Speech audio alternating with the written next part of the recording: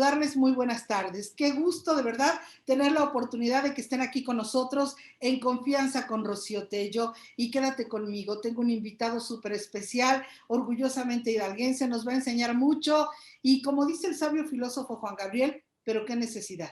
Nos va a enseñar cómo prevenir y cómo evitar llegar patinando, volando, corriendo con el, o sea, a cualquier servicio ahí en urgencias. Así es de que para mí es un gran honor presentarles pues a alguien, ¿qué les puedo decir? Que tiene un currículum impresionante, que es un médico destacado, especialista en medicina de urgencias. Doctor, preséntese usted, por favor, adelante. Muchas gracias, Rocío. No, pues primero agradecerte a ti y a todos aquellos que nos ven ahora por las redes sociales, aunque sea de manera virtual, ¿verdad? Esta invitación. Y bueno, pues yo soy el doctor Daniel Sánchez Arreola, soy médico especialista en medicina de urgencias. Y bueno, pues actualmente estamos en la presidencia de la Sociedad Mexicana de Medicina de Emergencias y encantado de poder platicar contigo acerca de un tema muy apasionante para mí, que es la medicina de urgencias. Lo decía, antes de que entráramos al aire, se nota que al doctor le apasiona el ámbito de urgencias y yo le decía, no a cualquiera, ¿eh? Yo he tenido compañeros médicos, compañeras médicas que cuando estamos platicando, oye, ¿y a qué más te hubiera gustado dedicarte en especialidad? Y me dicen a lo que sea menos a urgencias, ¿eh? O sea, oye, ¿y en qué área de los hospitales te encanta trabajar? Donde me pongas menos urgencias. Me queda claro, doctor, que para todo hay un perfil, una vocación de servicio, pero doctor se quedó corto con la presentación. ¿Escucharon cuando dijo presidente? Estamos hablando de nivel nacional. Cuéntemelo todo, doctor. ¿Presidente de qué? Gracias, Rocío. Pues sí, actualmente tenemos la fortuna ya prácticamente desde hace algunos meses de estar a cargo de la Sociedad Mexicana de Medicina de Emergencias. Esta sociedad pues es una sociedad médica que tiene fines científicos y académicos y que alberga pues a todos los médicos especialistas en medicina de urgencias a nivel nacional, pero no solamente a los médicos urgenciólogos, sino también a todo aquel personal de la salud que está de alguna manera relacionado con las áreas críticas. Por supuesto. Enfermería, el personal de prehospital que está en las ambulancias, todos aquellos que tienen contacto con un paciente grave, estamos dentro de esta sociedad. Y bueno, pues es una sociedad que se fundó hace 36 años ya prácticamente en nuestro país y que bueno, muchos de sus orígenes son a raíz precisamente de eventos como el sismo de 1985, en donde, bueno, pues se dejó al descubierto la necesidad de contar con un especialista, porque es una especialidad la medicina de Claro. urgencias, de alguien que se encargara de atender a los pacientes en un área, pues algunos diríamos complicada y otros diríamos también áreas de choque, que son las urgencias de los hospitales. Oiga, doctor, pero insistimos en que se requiere un perfil para todo, pero aquí, en este momento, en esta especialidad, con la realidad que estamos viviendo a nivel mundial, de verdad se requiere un perfil muy específico, diría yo, la sensatez de poder tomar decisiones precisas, concisas en el momento, un protocolo perfectamente establecido. Pero doctor, no estamos hablando de matemáticas. Ustedes pueden aprender No, perfectamente un protocolo, plan A, plan B, plan C. Los cuerpos somos diferentes, doctor. sí, es correcto, Rocío. Y además, mira, te platico, la especialidad en medicina de urgencias, pues requiere de un perfil, como tú bien mencionas, muy específico. Primero porque, bueno, hay que saber y hay que tener conocimiento y habilidades y destrezas de muchas situaciones que se tienen que hacer en el menor tiempo posible para salvar la vida a una persona. Y segundo, bueno, porque pues estamos todos los días enfrentándonos a retos muy importantes que es atender a varias personas en el momento más vulnerable, muchas veces, y así lo decimos, de una enfermedad, que es cuando una persona llega a un servicio de urgencias y requiere pues de una atención inmediata. Durante muchos años la medicina de urgencias, bueno, pues ha estado presente en nuestro país, pero fíjate qué curioso que a pesar de tener ya varios años y ser una especialidad pues relativamente joven en México, los últimos acontecimientos, la pandemia, el COVID-19, y todas aquellas cosas que hemos visto que a final de cuentas requieren de una atención médica urgente, pues ha destacado ahora en estos últimos meses o años ya que llevamos de pandemia el papel del médico de urgencias como uno de los pilares fundamentales de la atención del sistema de salud, ¿no? Te platico que, bueno, pues cuando inició la especialidad, tú bien lo mencionas, el área de urgencias era como un área de castigo para muchos, Es ¿no? Y decían, correcto. Perdón, ¿sí? pero es correcto, perdón, doctor, pero de verdad los que pasamos ya por diferentes áreas hospitalarias, pero en el internado, pero en el servicio, pero en la labor, decían, hubo alguna falla, te vas a urgencias. Sí, Y es todo correcto. mundo, ¿sabes qué? Prefiero, muchos decían, prefiero que me metas una guardia de castigo y no que me mandes directamente a urgencias, ¿eh? Oye, pero ¿por qué? Yo insisto, doctor, que para todo se requiere un perfil y que en algunos servicios podría ser ciertamente flexible ese perfil. En urgencias no, doctor. No, y además comentarte que, bueno, se necesita pues de cierta estabilidad en todos los aspectos, ¿no? Tanto física, pero sobre todo emocionalmente, porque, bueno, estamos expuestos todos los días a incidentes, a un flujo de pacientes, a pacientes demandantes que están en los servicios de urgencias, todos los días con patologías, pues muy importantes y que además muchas de ellas, y ahorita seguramente lo hablaremos, son tiempo dependientes y son enfermedades que se tiene que actuar muy rápido. Actualmente, pues en nuestro país prácticamente tenemos ya una gran cantidad de médicos de urgencias en todos los hospitales, segundo y tercer nivel a nivel nacional, pero nos faltan todavía mucho, Rocío. Estamos hablando de un déficit más o menos, pues de unos 2.700, 2.800 médicos de urgencias que deberíamos de tener todavía para poder cubrir al menos cada uno de los diferentes turnos de los hospitales de segundo nivel del sistema de salud. Y Así que, bueno, pues es garantizar, un reto.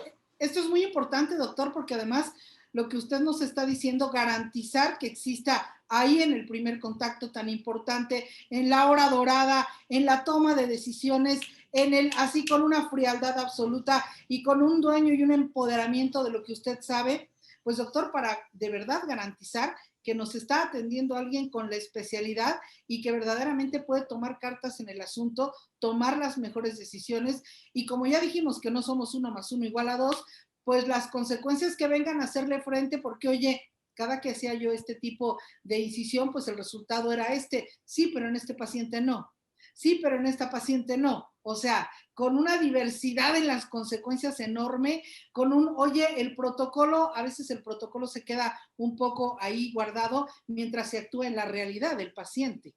Sí, es correcto. Y además, bueno, ha sido todo un reto porque pues las urgencias ha sido algo que siempre ha existido en nuestro sistema de salud. Fíjate, te platico dos datos muy importantes. Por lo menos una de cada dos personas a lo largo de su vida van a requerir de una atención en un servicio de urgencias por cualquier tipo de enfermedad, ¿no? Ya sea traumática o alguna enfermedad del corazón o demás. Y además estamos hablando con estas cifras de que pues en un año en nuestro país prácticamente son 20 millones de mexicanos los que nos visitan todos los días en los servicios de urgencias. Algunos Todos con los urgencias días. mayores, todos los días. Algunos con urgencias pues mayores, otros con urgencias menores. Ahora, bueno, mucho la gente a veces entiende la clasificación de las urgencias como sentidas, porque lo hemos escuchado también, pero en realidad, bueno, pues hay muchas urgencias que hacen que veamos pacientes todos los días. Algunos se tienen que atender antes que otros, porque eso es muy importante Claro, claro. mencionarlo, pero a final de cuentas todos requieren una atención inmediata.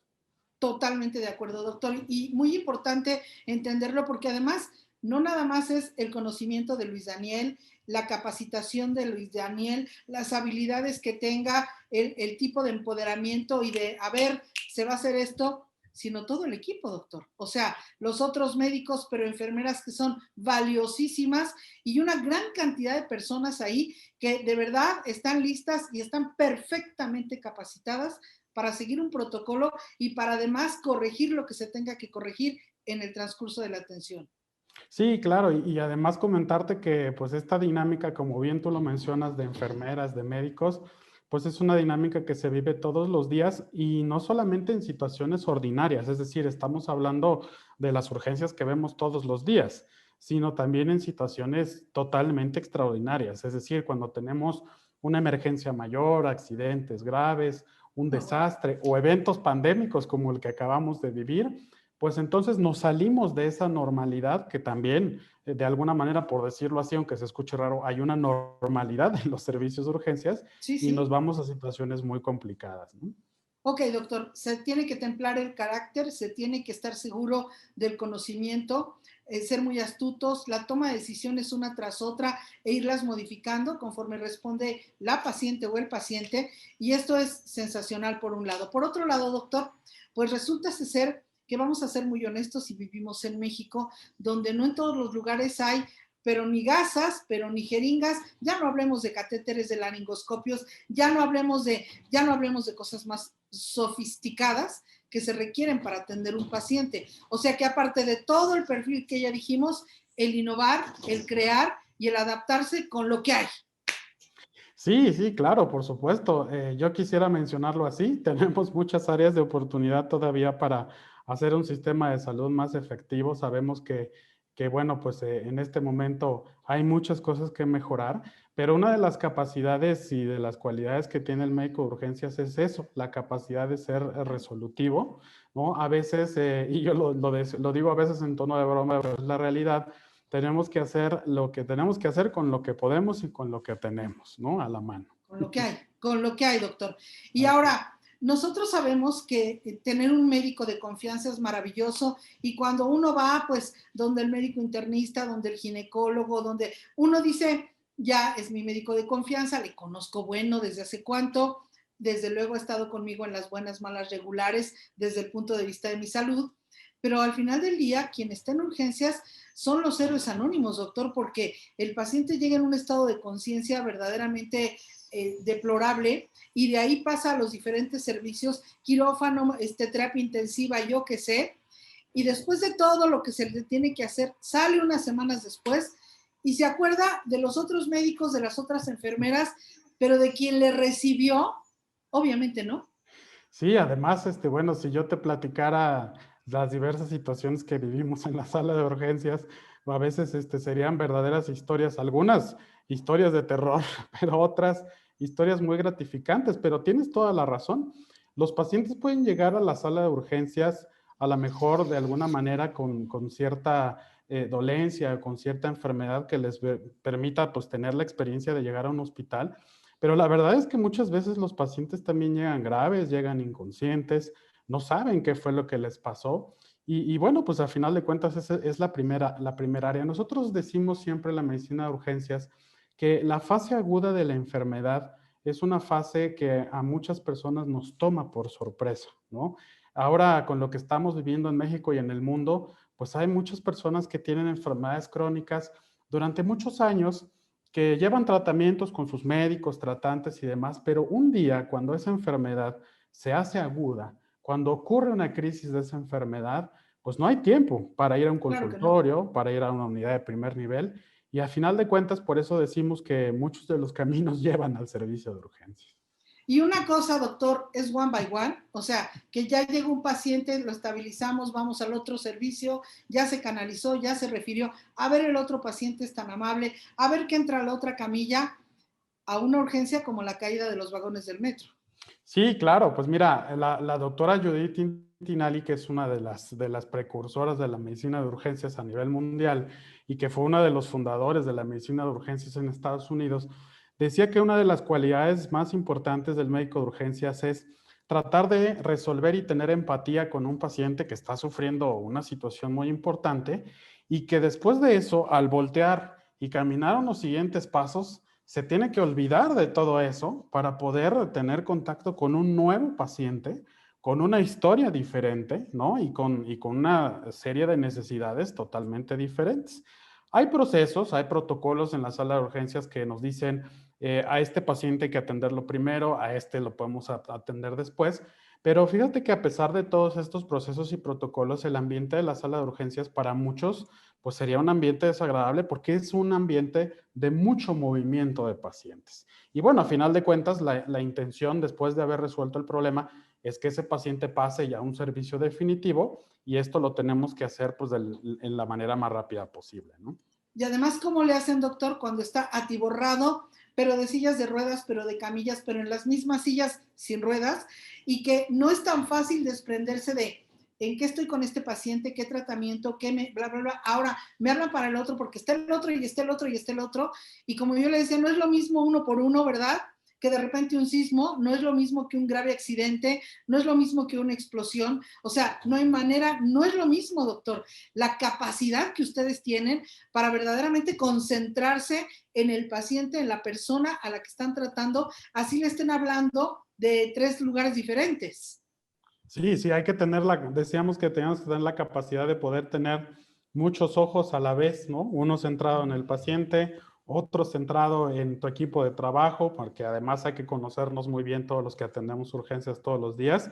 Y además ver hacia atrás, porque en el momento en el que estás atendiendo a un paciente, pues pueden llegar 3 o 4 más, ¿no? Claro, por Fíjate que supuesto. en urgencias hay un sistema que, bueno, es muy conocido pues, a nivel mundial, viene de un vocablo francés que significa triage, que es una palabra francesa, Ujú.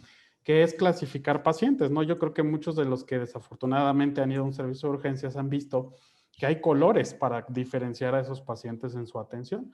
Algunos de ellos pues se tienen que atender minutos después, ¿no? Y A otros, pronto. bueno, se pueden esperar algunos minutos o inclusive horas dependiendo del servicio, pero estos procedimientos pues nos ayudan a nosotros a ir tratando de manera eficiente a los pacientes, aunque la dinámica siempre va a ser complicada, ¿no?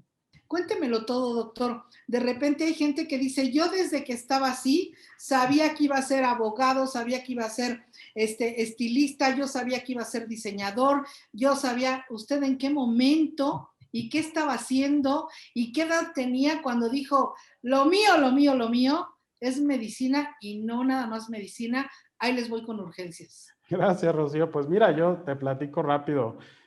Yo soy hidalguense, tú lo sabes, yo soy prácticamente pues nacido en el estado de Hidalgo. Bueno, pues yo vengo de una familia de médicos, todos ellos realmente durante todo mi crecimiento pues he estado en contacto con la medicina y he estado en los hospitales y además se vuelve un modus vivendi eso de estar Uh en los -huh. hospitales porque es muy cierto, ¿no? O te acaba gustando o lo acabas odiando, ¿no? Es Es decir, real. pero bueno, en mi caso, pues siempre la medicina en general ha estado en contacto. Y luego, pues fíjate que experiencias de la vida, el hecho de haber estado un día, yo recuerdo muy bien que es una experiencia ir sobre una carretera, me acuerdo mucho en un viaje corto que hice, me tocó presenciar precisamente una persona que había sido atropellada y con las personas con las que yo iba, bueno, pues por azares del destino nos bajamos ahí a ayudar. Yo en ese momento pues ni siquiera sabía medicina porque iba yo a entrar a la escuela de medicina en algunos meses después y me tocó pues estar cerca de esa persona y lamentablemente las lesiones que tenía en ese momento que uno no sabía pues hicieron que la persona falleciera enfrente de mí, en mis brazos prácticamente, ¿no? Y yo creo, y por eso lo he dicho, que la pasión por la medicina de urgencias surge así como un sentimiento porque pues en ese momento fue una sensación de impotencia completa, ¿no? Es decir, el tener a una persona y no saber cómo ayudarle y sobre todo, pues a lo mejor quedándote pensando que pudieras haber hecho algo más, pues fue una idea que yo tuve ahí plasmada durante mucho tiempo, pasé la escuela de medicina y después de eso, pues inmediatamente después de que tenía yo la opción de hacer alguna especialidad, dije medicina de urgencias y bueno, pues mira, azares del destino me han permitido estar aquí y además hacer otras cosas muy importantes relacionadas con la medicina, no solo la atención, sino también ahora en el ámbito de la administración y la gestión, pero todo enfocado a urgencias. Oiga, doctor, ¿ningún servicio le sedujo? Pero medicina interna, pero terapia intensiva, que también hay que estar así, pero pediatría, pero no, no hubo en todo lo que usted rotó desde el internado, no hubo un servicio que le hiciera dudar un poco. Pues fíjate que sí, en algunos momentos, evidentemente, uno conforme tiene buenas experiencias se va haciendo afín hacia ciertas áreas, pero a final de cuentas, fíjate que un pensamiento muy importante en el ámbito de las urgencias es que el médico urgenciólogo tiene conocimientos de todas las especialidades, ¿no? Porque así como te puede llegar un paciente pediátrico, por ejemplo, con una emergencia, ¿no? Un niño con ahogamiento, con crisis convulsivas, pueden llegar también pacientes adultos con un problema cardíaco, con un Ujú. problema neurológico y bueno, pueden llegar inclusive hasta pacientes con complicaciones del embarazo, porque pues todas ellas llegan al Por servicio de supuesto. urgencias. Y entonces ahí fue donde pues nos dimos cuenta, sobre todo de manera personal, que la habilidad del médico de urgencias de poder dominar gran cantidad de las especialidades, pues es algo muy importante en la preparación para esta especialidad. Y dije, bueno, nos vamos por medicina de urgencias. De aquí voy. Doctor, usted nombró algo con este paciente que se encontró en la carretera y es la frustración. Obviamente nosotros no somos dioses, los médicos y el personal de salud, con el entrenamiento que cada quien tenga, la capacidad, la información, solo se pone al servicio de la persona para que tenga una mejor calidad de vida, ¿no? No somos dioses. Pero doctor, yo creo que es inevitable que de repente, pues digas, ay, caramba, ¿por qué no llegó antes? ¿Por qué no se pudo hacer algo? ¿Por qué no lo trajeron? ¿Por qué no la trajeron? Que obviamente es una sensación de frustración inevitable, doctor. Cuéntanos una. Pues sí, la verdad es que cuando yo me refería a dinámicas complicadas, a veces estos son los casos muy difíciles en los que hay que enfrentar. A veces las urgencias, bueno, lo quiero decir así, a veces hay casos sencillos que se pueden resolver rápido, urgencias que no requieren de mayor atención, pero también vemos situaciones pues complicadas, ¿no? Cuando estamos hablando, por ejemplo, de pacientes pediátricos o sobre todo algo muy importante, Rocío, que ahora en la sociedad mexicana nos hemos preocupado mucho por este tema es saber cuáles son, de alguna manera, los límites que tenemos también nosotros como médicos de urgencias en la atención de los pacientes. Y me refiero a límites porque, pues, la ciencia es una parte que tenemos que dominar como científicos, como médicos, ¿no? O sea, si tenemos que ser hábiles, tenemos que tener conocimiento, pero el humanismo es una parte de la medicina que aplica a muchas áreas y yo creo que en la medicina de urgencias es muy importante. Y te voy a decir porque es difícil hacer una relación médico-paciente en cuestión de segundos, ¿no? Es difícil a veces hacer empatía, por ejemplo, con un paciente que trae dolor, que trae dificultad para respirar, pero sin embargo, también muchos pacientes que llegan a la sala de urgencias son pacientes que lamentablemente están al final de su vida, ¿no? Y a veces uno podría decir, bueno, pues yo tengo la habilidad de poder hacer muchas cosas con este paciente, pero también una de las cualidades de la formación del médico de urgencias es saber hasta cuándo podemos hacer algo o cuándo podemos ya no evitar un sufrimiento o por lo menos mejorar el resto de la calidad de vida de una persona, ¿no? Y no caer en el encarnizamiento terapéutico de que yo te levanto porque te levanto y yo hago que te camines y que te levantes como, no, no, no, o sea, tener de verdad esa sutileza, esa conciencia que se debe de tener para decir, hasta aquí llegué yo, pero entran cuidados paliativos, entra otra de las áreas, entra para qué. Ya sabemos, ¿no? Al final del día, y si estamos hablando de pacientes en fase terminal, pues el objetivo es muy claro, una buena calidad de vida y una muerte digna. Ya sé que mucha gente va a brincar y va a decir, ¿cómo? Perdón, somos una bola de humildes mortales. No lo podemos evitar, no lo podemos revertir, no podemos hacer nada al respecto más que disfrutar, gozar, vivir. Y bueno, doctor, eso era antes y no tan antes. Fíjese que hace un par de días tuve la oportunidad, me hablaron para ir a ver un paciente en domicilio en fase terminal con un CA en una etapa muy avanzada y multicomplicado. Y cuando yo llego y les digo, cuéntenme qué les dijo su médico, cuál es el plan, y el paciente totalmente desolado voltea y me dice que ya conmigo no hay nada que hacer. No podemos decir eso, doctor. Hay tanto por hacer. Lograr junto con la familia haciendo equipo que la última etapa de su vida sea verdaderamente espléndida, sin dolor, sin sintomatología, acompañado, que eso es muy importante. Y a pesar de que muchos pacientes llegan con un estado de conciencia fuera de la realidad, en un estado de gravedad que no les permite tocar la realidad ni verla, de repente, doctor, yo estoy segura, porque yo lo he visto en algunas ocasiones, la mano que toma su mano en un yo no sé ni quién eres, estoy aquí botado, tirado, tirada en una camilla, en una silla de ruedas, ni te conozco, ni sé de tus habilidades y tus capacidades, si saliste con mención honorífica, reprobaste, ¿verdad? Pero de aquí me agarro, de aquí me agarro. Doctor, ¿lo has sentido? Sí, claro, han sido experiencias muy importantes y además a veces es difícil tomar decisiones en estos momentos porque son decisiones que hay que tomar con pocos minutos, algunas de ellas en algunos pacientes, por supuesto, consensuadas con los familiares, ¿no? Tú sabes que ahora existen muchas cosas ya en el aspecto de los cuidados paliativos hacia los pacientes en esta área. El hecho de tener, por ejemplo, toda esta normatividad de la autodeterminación sobre el tratamiento de los pacientes es algo que pues también nosotros tenemos que dominar porque es difícil. Y luego, Rocío, algo muy importante también en la medicina de urgencias es que nadie, ni siquiera en la escuela de medicina, te enseñan a dar malas noticias, Ah, ¿no? no, nadie, nadie. Yo les decía, a ver, no, mira, te enseñan técnicas quirúrgicas que tal vez en tu vida vuelvas a usar. te enseñan la farmacobiología, etcétera, etcétera, del medicamento, que a lo mejor nunca vas a prescribir, ¿no? Una farmacología completa, etcétera, etcétera. Pero lo que sí vas a hacer diario y a trabajar diario, digo porque no trabajas en un hotel de 7 estrellas, trabajas en un hospital o en un consultorio, lo que vas a hacer todos los días es contacto con otro ser humano que esté en un estado de vulnerabilidad. Ese contacto que sería genial que fuera visual, Claro. consciente, que fuera, ¿verdad? Táctil, tocar la mano, tocar hasta aquí, de darle a entender, pongo mi capacidad a tu servicio y aquí estoy, ¿verdad? Pero no nos enseñan, por un lado, y por otro lado, doctor, era una novatada, ¿eh? Yo no sé si a usted le tocó, a mí sí me tocó. Cuando estaba en el hospital y moría alguien, los jefes de servicio volteaban y te decían, ve a decirle a la familia, pero, o sea, y uno se metía al baño a llorar primero, ¿verdad?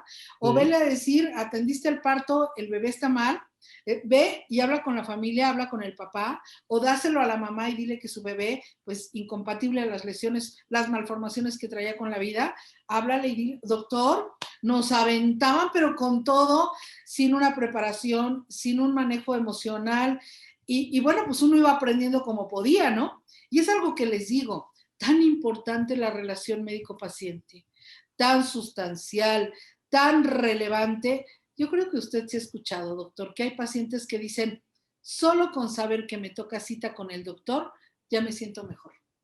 Solo con saber que no lo han cambiado, que no he ido de vacaciones, que siguen el mismo consultorio, ya me siento tranquilo. Estoy muy tranquila porque él sí me conoce. Ella sí me entiende, ella sí me sabe cómo estoy, conoce mi historial clínico, ¿verdad? Y mi evolución. Pero también hay médicos que dicen, ¿con quién crees que te tocó? Chispas. Así Sí, es, doctor.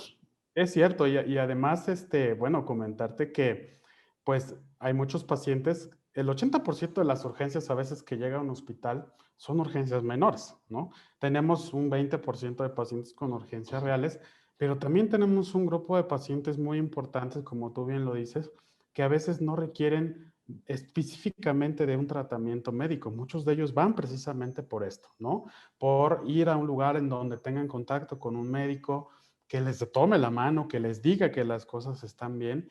Y esto es parte fundamental de todo esto, ¿no? Fíjate que ahora, y nosotros lo hemos platicado mucho ahora con esta parte del desarrollo y de la modernización de la medicina, algo que no nos gusta y que queremos cambiar, muy importante también nosotros desde urgencias, es que no evolucionemos hacia el paciente de la cama 8, el paciente de la cama 9, ¿no? O que los pacientes se conviertan en un padecimiento, o peor aún, que se conviertan en un resultado de un estudio de laboratorio o de imagen, ¿no? Porque entonces pasamos a la fase de la despersonalización y esto a final de cuentas sigue siendo medicina. Digo, en un ambiente más complicado, pero es medicina, ¿no? Sin cosificarlos, doctor, sin bajarlos a nivel de cosa. O Así es. sea, es el de la cama número tal, ah, sí, es el que trae una cirrosis pavorosa, ah, sí, es el que, la que ya lleva 5 centímetros de dilatación, o sea, se le quita la dignidad al paciente, se le quita la importancia y el, de veras como si uno lo fuera quitando la dignidad, la posibilidad de sentirse como lo que es, un ser humano, insisto, en un estado de vulnerabilidad. Doctor, pero también se vale llorar, también se vale llorar, o sea, también se vale decir, ups, porque digo, hay que decirlo abiertamente, uno no conecta igual con todos los pacientes. Hay pacientes con los que uno conecta y sí, yo entiendo el dejar al paciente ahí, no llevártelo a tu casa, de la banqueta para afuera ya es otro asunto, etcétera, etcétera. Sin embargo, sí, de cuando en cuando hay pacientes con los que uno hace una conexión y con la familia de la paciente o del paciente y con el entorno y de repente también acompañar en los últimos momentos a un paciente, a una persona, que fue una historia, que es alguien para alguien, que es la mamá, el papá, el tío, el hijo, el abuelo, yo qué sé, que vivió una vida llena de lo que pudo haberla vivido, pues doctor, también de repente la lágrima asoma. Sí, claro, a veces a los médicos no nos gusta que nos vean vulnerables, ¿verdad? En muchos aspectos, pero yo creo que en este ámbito de la medicina de urgencias todos los días estamos expuestos a estas situaciones y con muchos pacientes y en el momento pues más inesperado, ¿no? Fíjate que algo que tenemos que ejercitar mucho en la medicina de urgencias es tratar a veces de dejar los problemas cuando tú cruzas la sala de urgencias y te vas a tu casa, pues de alguna manera desalojar todos esos sentimientos malos o de tristeza o de inquietud que pudieras haber tenido en un turno, porque pues no podemos llevar tampoco eso a la casa, ¿no? Y No, claro. nosotros como médicos de urgencias, pues llevamos una vida común y corriente, somos médicos de áreas críticas y bueno, tú seguramente lo sabes y lo has escuchado ahora, todos estos procesos de burnout y de toda esta parte de el bienestar psicosocial del médico de urgencias son muy importantes. Fíjate que ahora, en este año y medio que vivimos con todo lo que ustedes saben que fue el COVID-19 en México, pues fue una de las situaciones más complicadas en este tema, porque no era solamente el hecho de estar en un servicio atendiendo de manera ordinaria a un paciente, sino porque a veces ya teníamos que tomar decisiones que rayaban precisamente por esta parte de la ética de la medicina, que eran Ujú. complicadas, pero además de eso, porque nos enfrentamos también a cosas que no sabíamos. Entonces, a veces uno como médico de urgencias dice, bueno, Ujú. yo puedo resolver todo y no voy a tener problema, ¿verdad? Pero cuando te cae una situación Mm. donde no conocemos el desenlace, las complicaciones o qué va a pasar, ahí vienen los problemas. Y bueno, tú y seguramente quienes nos escuchan y nos ven, supieron que México fue uno de los países que más afectación tuvo del personal de salud en estas partes, Sí. no solamente de contagio y de mortalidad, sino también en el aspecto emocional. Fue una situación muy complicada para los médicos de primer contacto. Doctor, cuando yo empecé a ver ya por ahí de mayo, junio, los estragos que estaba causando esta pandemia, le estoy hablando de hace un año, Ujú. yo de verdad pensé, la segunda pandemia es el equilibrio mental. La segunda pandemia es la salud mental, porque estén tan templados como estén, estaban enfrentándose a algo total y absolutamente desconocido, el miedo al contagio, porque además no era un infarto, no era una fractura, no era, no, no, no, era un virus invisible que andaba ni más ni menos que en el aire, altamente contagioso, altamente con incidencias de mortalidad en áreas hospitalarias, y bueno, pues ni modo de que no respire, ¿verdad? Entonces, se estaban enfrentando quienes estaban, como decían, en la primera línea, verdaderamente a una circunstancia caótica, porque ahí sí el protocolo se fue haciendo, doctor. No hay un triage de, a ver, uno, dos, de que no, o sea, como vaya saliendo, como vayamos aprendiendo y vayamos entendiendo. Y efectivamente, el síndrome del burnout o del quemado no se quita con descansar, no se agobia, digo, no se quita con ya no me voy a agobiar, me voy a mi casa, me dieron unos días, no se quita yéndose de vacaciones, no se quita con un ascenso, o sea, verdaderamente es un síndrome que toca y trastoca lo más profundo de la emocionalidad del personal de salud, y me refiero a todo el personal de salud. El guardia de la puerta que recibió palabrotas y le recordaron a su mamá porque no los dejaban entrar a verlos, la gente que entregó los cuerpos, la gente que estaba atendiéndolos, pero enfermeras, a la trabajadora social de la cual recibieron la llamada, o sea, en un escenario, como usted dice, de terror, como decía hace rato, ¿no? Hay momentos en los que sí verdaderamente se convierte en algo cruento, doloroso, y buscando aquí, ¿qué hago? Yo se lo digo del otro lado, trabajando con pacientes en duelo por muerte de personal de salud en áreas de COVID, me decía, no lo puedo creer, no lo puedo creer. Le dije hasta el cansancio que no pisara un hospital, que si tenía que renunciar, renunciara, que pidiera un permiso, que pidiera vacaciones, que, doctor, pero es inherente a la personalidad de cada quien, ¿no? Y de Sí, verdad que a muchos les costó, a unos la vida, a otros la pareja, la relación, la estabilidad emocional, la distancia con el resto de la familia, los hijos, los padres, hermanos. De verdad que no nos pueden pedir a nadie de este planeta, de este mundo mundial, que seamos los mismos que hace un año y medio. O sea, no hay no, manera, no hay forma. no, Nos fíjate. tocó y nos tocó y nos tocó, doctor. Sí, Rocío, fíjate que tú lo mencionas muy bien, fueron momentos muy complicados y nos referimos a este episodio porque fue histórico, Rocío. Fíjate Uh que -huh. yo creo que todos estarán de acuerdo con nosotros que a lo mejor esta pandemia llegó en un momento no muy bueno para el sistema de salud porque ya teníamos algunas cosas por ahí que mejorar. Se hizo una reconversión histórica que nunca habíamos visto, ¿no? Los hospitales pequeños, medianos, grandes, pues tuvieron que dividir sus áreas para atender pacientes no respiratorios, centros de negocios se volvieron zonas de atención que no eran un hospital, pero que tenían que acondicionar todo. Y bueno, las urgencias de todos los días que nos llegaban a los hospitales seguían llegando. Y Ah, ahora sí, teníamos que atender, ¿no?, a todos los demás pacientes y entonces duplicábamos o triplicábamos el número de pacientes, pero ahora la diferencia era que teníamos que tener un equipo de protección. Yo sé que a lo mejor ustedes vieron, por ejemplo, algunas fotografías en donde los médicos tenían que poner su nombre con unas etiquetas en los trajes de protección, sí. porque si no se perdía esa relación y yo no podía decirle al paciente o no me escuchaba cuál era mi nombre, cómo se llamaba, ¿no? Algunas otras dinámicas, por ejemplo, donde se hacían las videollamadas para que la persona que estaba allá afuera, que no sabía nada de su paciente en 48 horas, tuviera un respiro por lo menos al verlo a través de la pantalla de un teléfono. Desde O luego. en el hospital, por ejemplo, donde yo estaba, que era que las enfermeras se encargaban de pasarles cartas a los pacientes con mensajes de su familia, ¿no? Entonces, sí, una dinámica muy, muy complicada en este aspecto y bueno, mira, en México y los países de Latinoamérica también son de los países donde hay mayor incidencia de suicidio en el personal de salud. Entonces, bueno, pues son situaciones que tenemos que aprender. Y fíjate que un concepto que yo siempre digo y que me quedó muy claro con la pandemia es la resiliencia. Yo sé que a veces no lo escuchábamos mucho, ¿no? Porque decíamos, ¿qué es eso de resiliencia? Pero la adaptación a los cambios como concepto de resiliencia se aplica a todo.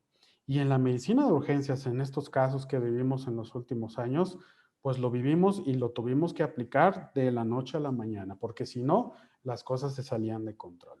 E ir aprendiendo sobre la marcha, doctor.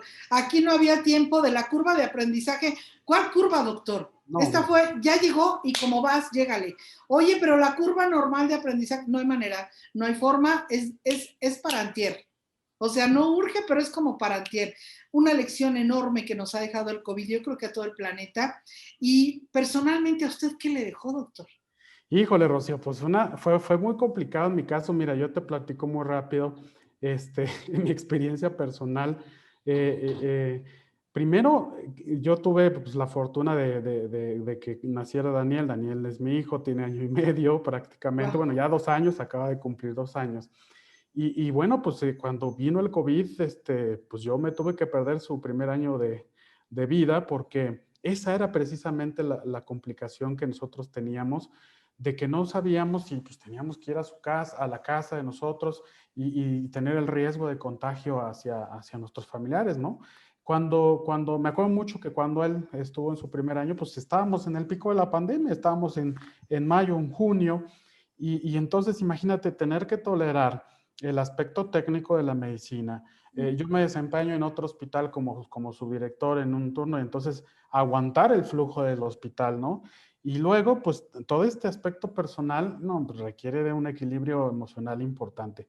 Hubo días complicados, muchísimos días complicados. Había días, fíjate que caíamos en dos cosas. Yo me acuerdo mucho que a mí me pasó. Caíamos en la parte de la transferencia de los pacientes, ¿no? Que decías, el sentimiento que tenían los pacientes te lo pasaban a ti y era más difícil tratarlos. Claro. También tenía yo muchos compañeros que se iban al extremo, que era la indiferencia. Eran tantos pacientes al mismo tiempo y estaban tan agotados mentalmente que se les quitaba el interés por atender a más pacientes. Entonces, fue complicado. Y luego, pues yo en mi caso personal tuve algunas situaciones de compañeros de trabajo que lo viste un día y al otro día lo habías conectado a un respirador, ¿no? Y no sabías si iba a salir o no iba a salir y había estado trabajando contigo todo el tiempo. Y fíjate que una parte bien complicada fue al principio cuando empezó porque llegaban los pacientes y pues tú no sabías si ese paciente estaba contagiado o no. Y entonces era, aparte pues, de la dinámica del servicio, yo me acuerdo que muchos compañeros míos me decían, he sentido por primera vez el miedo realmente en un ¿Qué episodio tal? como estos. No, no, no, doctor, el miedo, el pavor. O Sí. sea, el pavor. Si uno que no estaba en la primera línea, que andaba de repente cubriendo necesidades básicas, bueno, al extremo de, yo he tenido pacientes que han fallecido sus familiares de COVID y de verdad llegan por unas crisis de ansiedad y créanme lo que hablan dos palabras y se cambian un cubreboca y se ponen gel y se ponen gel y se ponen gel en un extremo que ya cuando pasan 2 o 3 terapias, ya regresan y dicen, oiga, yo me ponía mucho gel, ¿verdad? Sí, y ahorita no, no lo requiero tanto. Oiga, Sí, yo traía, pero traían paquetes de cubrebocas. Y decían 2 o 3 palabras y se cambiaban uno y se cambiaban otro y se cambiaban otro. Y a base de escucharlos, de contenerlos, de acompañarlos, de las preguntas poderosas, de hacerlos razonar, bueno, pues ya, sí como no, la precaución de todo mundo, ¿no? Cubre sí. boca, lavarnos las manos, ponernos gel, sanitizar el tapete por el que vamos a entrar, pero nada más, ¿no? Pero sí queda ese miedo, ese pavor, esa vulnerabilidad de que ¿y qué tal que el bicho todavía anda por aquí como andaba así en esa cantidad impresionante en algunos meses? ¿Y qué tal que me toca? Sí, sí, y yo creo que esto pues es un aprendizaje, Rocío, que nos va a Enorme, servir a todos. En el aspecto de salud, enorme. para los que toman decisiones, son situaciones que van a servir para el futuro, ¿no? Para los próximos construcciones de hospitales, para los procedimientos que se tienen que hacer en urgencias, pero también para la gente, porque todos tenemos que hacer una misma acción para poder mejorar la calidad de vida de todos, no médicos y población. Y en el área de urgencias, fíjate que eso es algo muy importante. La ayuda de la gente, el hecho de tener esta dinámica en la atención fue muy importante. Y esto para el futuro estoy casi seguro que marca la pauta para poder evolucionar socialmente en el aspecto pues, de las emergencias en general, ¿no?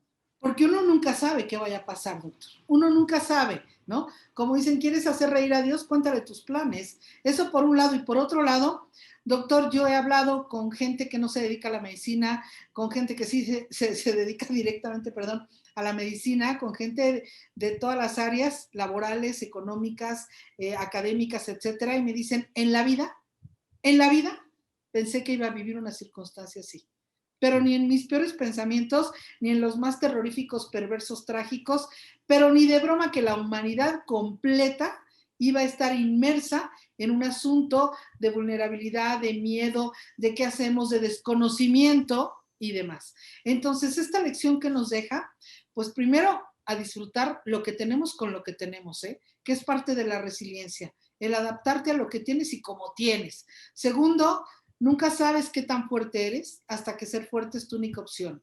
Claro. O te levantas, ¿verdad? O te caes y bueno, va a costar más trabajo levantarse. Se ha tirado la lágrima, se ha sonreído, doctor, aunque no se ve con el cubreboca cuando lo trae ahí los pacientes, pero sí esa sonrisa y esa lágrima de dicha, de júbilo, de agradecimiento, de gratitud, ¿no? Hacia el ser supremo en el que usted crea, hacia el paciente, hacia todo, doctor. Ha tirado la lágrima de gusto también. Sí, por supuesto, situaciones muy importantes, pacientes que salen, casos de éxito, ¿no? Pocos, porque teníamos pocos en un principio, pero afortunadamente siempre hubo buenas noticias durante esto y durante toda la práctica en la medicina de urgencias. Y fíjate, Rocío, que eso es lo que muchas veces nos da pues, la mayor situación para poder gratificarnos de lo que hacemos, ¿no?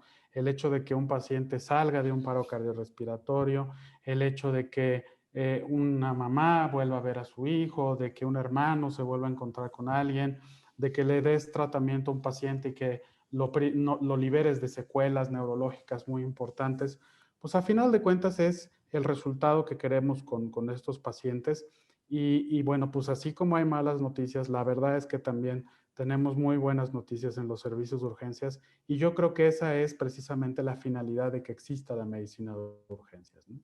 Doctor, y como dijera el sabio filósofo Juan Gabriel, pero qué necesidad, ¿qué nos Ujú. sugiere usted para que en lo menor posible se pise un servicio de urgencias y estemos en una grave emergencia? ¿Qué podemos hacer? Pues fíjate, Rocío, que esa es una de las preguntas más importantes que ahora con todo lo que hemos vivido nos hemos hecho, pues ya durante estos últimos meses. Fíjate que el pasado 27 de mayo se conmemoró precisamente el Día Mundial Uh de la -huh. Medicina de Emergencia y esta es una iniciativa que nació en Europa con la finalidad de poder darle a conocer a la población y a la comunidad de que los servicios de urgencias tienen dos pilares fundamentales o dos objetivos. Primero, reducir la mortalidad de cualquier enfermedad y segundo, reducir las secuelas de las enfermedades. Fíjate que seguramente muchos de los que nos escuchan lo saben, hoy México vive un problema bien importante Ya teníamos una pandemia antes de la pandemia, que son las enfermedades crónicas, ¿no? El 70% de las causas hoy de descompensación de enfermedades crónicas llegan a los hospitales. Y lo que tenemos que hacer para el futuro, Rocío, pues es tratar de fomentar entre todos una cultura de las emergencias, que yo creo que es algo que tenemos que trabajar mucho. Cuando hablo de cultura de las emergencias, voy desde saber qué hacer cuando estoy en una emergencia, hasta saber cuándo debo de ir al hospital, cuándo no, qué va a pasar cuando yo vaya a un área de urgencias, a dónde tengo que ir y sobre todo algo bien importante es que yo identifique a veces cuando tenga pues estos factores de riesgo, estas enfermedades, para poder llegar a tiempo a un hospital. Si nosotros como médicos de urgencias recibimos a tiempo a los pacientes, todo va mucho mejor. Es otra historia, doctor. Así Es es. otra historia, ¿no? Hay una gran diferencia. Imagínese que todo el mundo mundial estuviera entrenado para decir, ay, colapsó el paciente, permíteme. Sin ser médico, lo que no hay que hacer no lo hacemos y lo que podemos hacer lo hacemos. Esos minutos posteriores a una crisis que son tan importantes, doctor, y que antes decían, por ejemplo, ¿no? Hace no tantos años decía alguien, una mamá joven, ¿creerás que para entrar a la guardería de mi bebé de 2 años nos pidieron ir al curso como papás de todo lo que es la reanimación cerebrocardiopulmonar?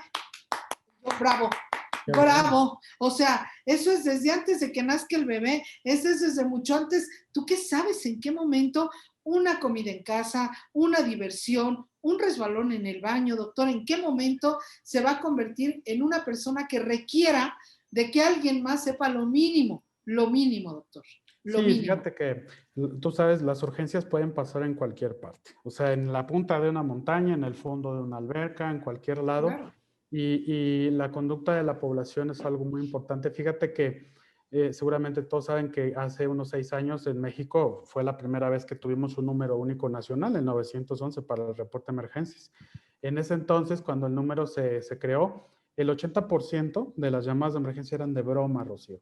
Eso Y es, ay, desde ahí estamos, ¿no? Con la oh, cultura de emergencias. O sea, nos da a entender que esto es una situación que todos tenemos que trabajar para cuidarnos todos, ¿no?